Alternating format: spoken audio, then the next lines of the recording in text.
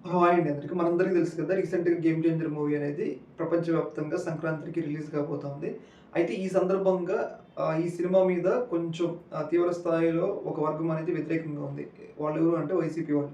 ఎందుకు వైసీపీ వాళ్ళు వ్యతిరేకంగా ఉన్నారంటే రీసెంట్‌గా ఈ సినిమాకి సంబంధించిన ప్రీ రిలీజ్ ఈవెంట్ జరిగింది కదా!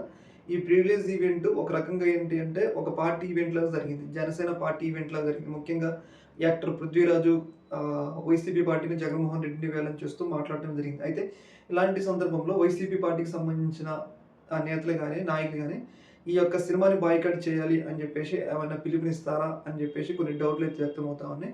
ఎందుకు అంటే సినిమాకి సంబంధించిన ఇష్యూ గాబట్టి, అలాంటప్పుడు అక్కడ పార్టీకి సంబంధించిన విషయాలు మాట్లాడేది గాబట్టి, దాదాపు ఏపీలో 40% ఓటింగ్స్‌తో వైసీపీ గూడా ఒక సెకండ్ స్థానంలో బలంగా ఉంది గాబట్టి, ఈ వైసీపీ గనక ఈ సినిమాని చూడొద్దు అని పిలుపునిస్తే 'గేమ్ చేంజర్' సినిమాకి కొంచెం దెబ్బ తగులుతది గాబట్టి వైసీపీ నేతలు ఆ విధంగా ఏమైనా పిలుపునిస్తారా అన్న అభిప్రాయం అయితే వ్యక్తమవుతుంది.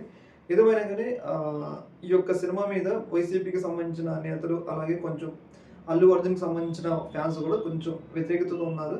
మరి వాళ్ళు ఈ సినిమాకి ఏమైనా నష్టం చేస్తారా? లేకపోతే ఈ సినిమా సాఫీగా సాగుతుందా అనేది ఇక్కడ తెలవాలి. ఏదేమైనా గానీ వైసీపీ ఎలాంటి నిర్ణయం తీసుకుంటుందనేది ఇక్కడ ఆసక్తికరంగా మారింది. ఈ యొక్క ఇష్యూ మీద మీ యొక్క అభిప్రాయం తెలియజేయండి. ఒక మినిట్. Thank you.